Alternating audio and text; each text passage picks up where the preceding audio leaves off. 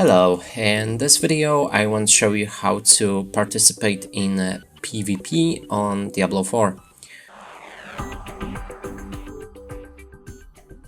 And to do this, first I think you'll need to reach a level 50, and already have, so when I open map I can find this PvP marked as zone.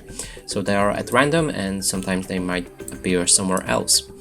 Now when you hover over any of these icons you can see that there's PvP, and when you teleport in this area you can click on E, then scroll down and mark yourself for blood, and that means you've entered PvP mode, and when you encounter any other player with PvP mode enabled you'll be able to battle them.